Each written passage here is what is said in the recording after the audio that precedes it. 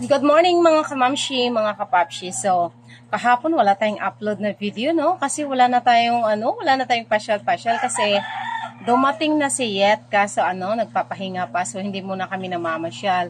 So, ngayon, samahan niyo ako magkakape habang sagutin natin yung sa mga nababasa kong comments, no? Dito natin sagutin. Hindi ko kasi maintindihan yung mga comment eh. Alam ko, medyo matagal din ako nawala dito, no, sa Bantayan Island, lalo na dito sa lungsod namin sa Madre de Dios. Medyo matagal talaga ako nawala. Biruin mo, inabot ako ng 32 years sa city. So, merong mga nag-comment doon sa aking video na ang poblasyon Madre de Dios, not a barangay daw ang poblasyon. So sabi ko, kung hindi barangay ang poblasyon, ano ang tawag sa poblasyon? 'Di ba? Siyempre, barangay, poblasyon, Madre de Dios, Cebu, Bantayan Island, 'di ba? Alam ko naman na medyo matagal akong nawala dito sa isla, pero hindi ko rin naman nakakalimutan yung barangay natin, yung 14 nating kabarangay. Maaaring hindi ko kabisado lahat ng mga sityo, pero alam ko at hindi ko makakalimutan ang 14 ka barangay, wala na ako nakalimtan. So kung sabi ko nga, correct me if I'm wrong. So okay lang talaga. Natutuwa nga ako na kino-correct ako kapag alam kong mali ako. Pero kapag alam kong hindi rin ako mali, syempre magre-react ako kasi hindi ko maintindihan kung hindi barangay ang poblasyon. Ano ang tawag sa poblasyon? Lungsod? 'Di ba? Ang Madre de Dios, let's say ang capital ng ang matatawag nating pinaka-capital ng Madre de Dios ay ang poblasyon, 'di ba? Kasi ang poblasyon ang pinaka-sentro natin, pero barangay pa din siya. 'Di ba? Kaya paano hindi barangay ang poblasyon? Ito pa, mayroon ding sa akin. May nag-comment din na mali daw ako. Kasi daw, ang Bantayan Island, may 3 isla daw. Ha? Sabi ko, ano to? Bakit 3 isla? Ang alam ko, ang Bantayan, isang isla lang, which is Bantayan Island, na mayroong 3 lungsod. Madre de Dios, Bantayan, at Santa Fe. So, paano naging tatlong isla ang Bantayan Island? O diba, yun nga yung sinasabi ko na it's okay lang talaga na i-correct nyo ako kasi lagi ko sinasabi nga na correct me if I'm wrong. Pero kung magko-correct ka lang din naman sa akin ng mali lang din naman, wag na. Mas lalong nalilito yung tao. 'Di ba? Kasi sabihin mo ngayon sa akin na mali ako. Kasi daw ang Bantayan Island daw 3 isla. Ha? Nahilo ako doon, bigla ako nahilo doon. Paano naging 3 isla ang Bantayan Island? Isa lang po isla ang Bantayan Island. Bantayan Island, yun ang isla at meron siyang 3 lungsod. Ang Madre de Dios, Bantayan at Santa Fe.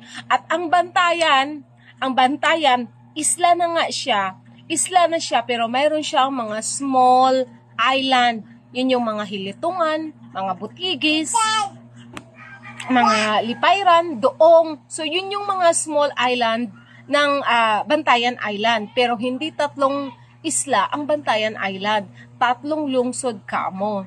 At okay, meron din nag-comment doon sa video ko na in-upload ko yung tungkol sa new municipality, yung doon sa Tugas. May nag-comment doon sa akin na, "Ma'am, sana bago ka mag-vlog, mag-research ka sana muna kasi nakikita ko all over the world tapos mali-mali yung mga vlog mo."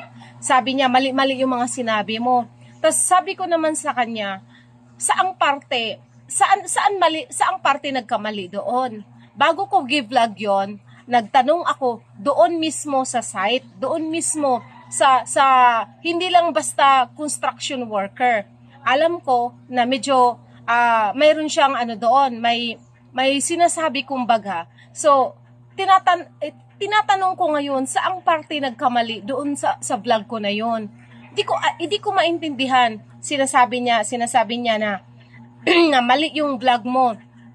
It is the LGU's new government, and it is the effort of Honorable Mayor Romeo Villaseran and his legislative bodies. Alam naman ng lahat yun. Wala namang nagsabi na hindi through the effort of Mayor yun. Alam naman ng lahat kung kaninong project yan. Diba? Wala naman akong sinabi. Meron ba akong sinabi na hindi project ni Mayor yan? Diba? Alam na alam nating lahat kung kanino project yan. Kaya, huwag nyo nang ipamukha sa akin na through the effort of Mayor. Kasi alam na natin lahat yan. Alam natin lahat na it is through the effort of Mayor Honorable Romeo Villaseran. Diba? Sabi ko pa nga doon sa vlog ko na mukhang dinaig pa ng inyong Daroka Vlogs ang pagka-engineer ni Mayor. So, alam mo na kung kanino project yan, di ba? At alam ko, at alam nating lahat na project ni Mayor yan, walang nagko-question doon. Kaya wag nyo nang ipamukha sa akin yung mga ganyang bagay kasi alam na alam ko yan. At meron pang nag-comment sa another video ko na, Day, magpasalamat ka kay Mayor. Ha? Grateful kita sa mga project ni Mayor. Nagpasalamat kita, pero kung imo pa dyan kong suguon nga, magpasalamat ka, ha? Bakit? Bakit mo kailangang iutos sa akin yan? Alam mo, yung pagpapasalamat natin, kusa nating ginagawa yan. Huwag nyo nang iutos sa tao yan. 'Di ba? Kung ikaw diha, ingnanti ka nga, magpasalamat ka kay ganito. Ganahan ka. 'Di ba? Ayaw pag-isugo sa ako sa pamamagitan ng pagba-vlog ko, sa pamamagitan ng papakita ako sa buong mundo na ganito na kaganda ang Madre de Dios, doon pa lang, grateful na ako. 'Di ba? Hindi pa ba yun? Hindi pa ba sapat sa inyo yon na sa pamamagitan ng pagba-vlog ko, pinapakita ko, hindi ako binabayaran dyan. So, doon pa lang, nakikita nyo na grateful ako, pero wag mo na akong utusan na magpasalamat ka kay Mayor. 'Di ba? Doon pa lang pinapakita ko na ang kagandahan ng Madre de Dios. Doon pa lang grateful na ako, 'di ba?